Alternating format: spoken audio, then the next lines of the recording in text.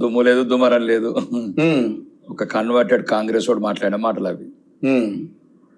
Converted Congress వాడు ఆయన అన్నాడుగా converted BC. అదే ఎప్పుడు కన్వర్టెడ్ కాంగ్రెస్ వాడు, ఎప్పుడు ఏ పార్టీలు ఉంటో తెలియనోడు, 3 పార్టీలు మారినోడు, 4 కోట్ల మంది తెలంగాణ ప్రజలను మోసం చేసినోడు, ఓటుకు నోటు కేసులో ప్రధాన ముద్దాయి, ఏ అర్హత లేకుండా గద్దెనెక్కినోడు, తెలంగాణ ముఖ్యమంత్రి పీఠానికే ఈరోజు ఒక అవమానకరంగా ప్రవర్తించిన వ్యక్తి. అతని గురించి ఎంత తక్కువ మాట్లాడితే అంత మంచిది.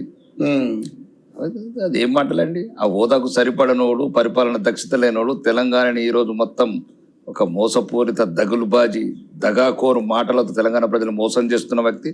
ఎన్ని వీడియోలు చూపించాలి ఈ దగులుబాజీ గురించి? అత్తకు 4000, కోడలకు 2500, ఇవేనా ఈ మాటలు? ఎట్లా మాట్లాడినోడు ఆ క్యారెక్టర్ అట్లున్నది చెప్తుంది. మన పార్లమెంట్ ఎన్నికలు కూడా ఏం మాట్లాడిండు? పార్లమెంట్ ఎన్నికలలో గౌరవనీయ హోంమంత్రి అమిత్ షా గారి వాయిస్ ఫ్యాబ్రికేటెడ్ చేసి అప్పుడు మాట్లాడాడు రిజర్వేషన్లు ఎత్తేస్తారని. అంటే దొంగ మాటలు, దొంగ పనులు అలవాటు ఉన్న వ్యక్తులు అట్లనే మాట్లాడతారు. ఓకే, సో బీసీ కులగణన విషయంలోనే ఈ యొక్క అంశాలనే బయటకు వచ్చాయి. సో ఆయన మాట్లాడిన మాటలని ఇప్పుడు మీరే కాదు చాలా మంది కూడా ముక్త కంఠంతో దీన్ని విభేదిస్తూ ఉన్నారు. సో దీన్ని మరి ఏంటి అంటే మీ బీజేపీ స్టాండ్ ఏ విధంగా ఉండబోతుంది? ఈ పిచ్చి కులను పట్టించుకుంటే మాకు ఎక్కడదండి. छोटा सा आदमी है, वो है कितना उसका बारे में इतना सोचता भी नहीं है, सोचने का आदमी भी नहीं है. ముఖ్యమంత్రి అండి అంత తేలిక ఎట్లా మాట్లాడు? ముఖ్యమంత్రి స్థాయిగా వ్యవహరిస్తే, ముఖ్యమంత్రి లాగా ప్రవర్తిస్తే మేము ముఖ్యమంత్రి అని గౌరవం ఇస్తామండి. మీరు ముఖ్యమంత్రి అని ఏదో ఒక అనర్హుడు గద్దెకి నెక్కి ఇట్లా అనారోపణలు చేస్తే మేము ఇట్లా ముఖ్యమంత్రి గౌరవం. ప్రజలు మ్యాండేట్ ఇచ్చారు కదా, ప్రజలు ఏమి ఇచ్చారు? అతను ముఖ్యమంత్రికి వేయలేదు, ఎమ్మెల్యేకి ఇచ్చారు కొడంగల్కు. గుర్తించింది కదా. మళ్ళీ మేము అదే అంటున్నాం, ఆ హోదాకు తగ్గట్టు ఇప్పటివరకు చాలా సార్లు చెప్పాం.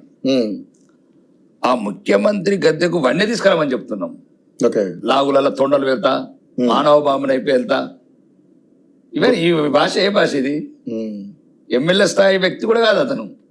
ఏదో రకంగా మన యమలీల సినిమాలో ఒక ఆలీకి ఒక భవిష్యవాణి దొరుకుతుంది, అట్లా భవిష్యవాణి దొరికితే అనుకోకుండా ముఖ్యమంత్రి అయినాడు తప్ప ఏముంది, ఏం సంబంధం ఉందండి? 3 పార్టీలు మారినోడు, ప్రజల ముందు ఓటుకు నోటు కేసులో నగ్నంగా దొరికిపోయినోడు. ఆ కేసు ఏదో బయటకు వచ్చినట్లది ఇబ్బంది పడతా ఉన్నాడు. ఏం మాట్లాడుతూ తెలుస్తలేదు అంటున్నారు. ఈ మధ్యన ఏదో తిహార్ జైలుల రూములు ఖాళీగా ఉన్నాయని ఒక ఇబ్బందికరమైన పరిస్థితులలో ఏం మాట్లాడుతున్నాడు? మతి స్థిమితం తప్పి మాట్లాడుతున్న వ్యక్తి ఆయన.